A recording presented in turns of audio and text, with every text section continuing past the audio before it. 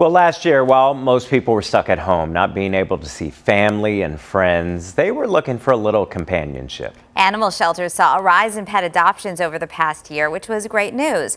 But now that more people are getting back to normal, going back to work, shelters are seeing more pets being returned.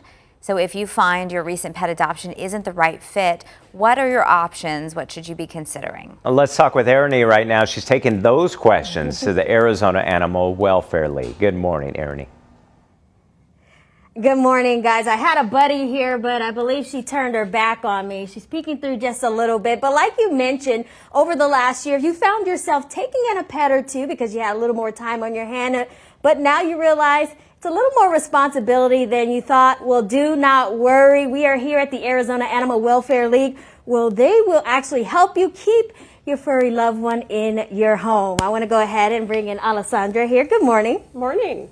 Now tell us, over this last year, what did you see as far as people taking in pets, and what do things look like now?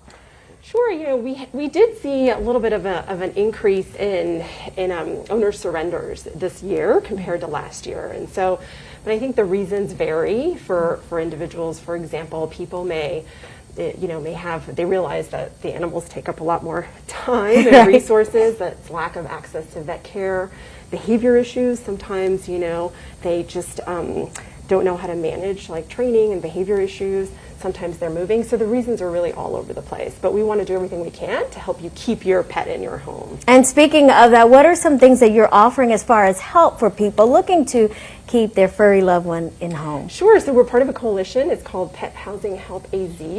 And so it's AAWL along with other animal welfare partners. And then that website is specifically for people who may have some challenges related to housing. So if they need temporary foster placement, or there's also resources for low-cost vet clinics, which we offer here as well at MD Pet Care. Talk a little bit about that, because vet care can be an expense that you don't necessarily, prepare for. Right. Talk about that resource and how important it is for people to have that. No, sure. That's one of the reasons why people sometimes want to surrender their animals, because the animal is having some veterinary issues, and so that's why we're here. We want to make sure that the animal is able to stay in the home and provide them with that veterinary care. And so obviously that's going to be the best thing for the family, is to keep the animal in the home, keep the families together. And tell us about this little one you have in your arms. Was this the one with the special case scenario? This is Jughead. Okay. So Jughead Jones is kind of like the little Riverdale one. JJ. JJ,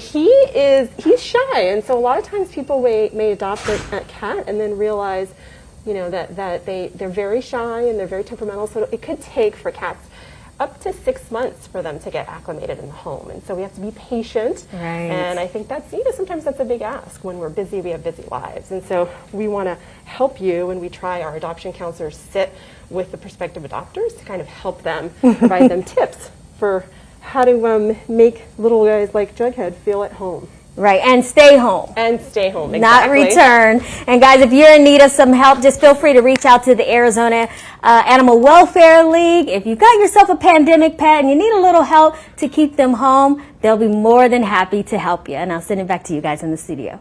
Good to know. Ernie, thank you. Thank you.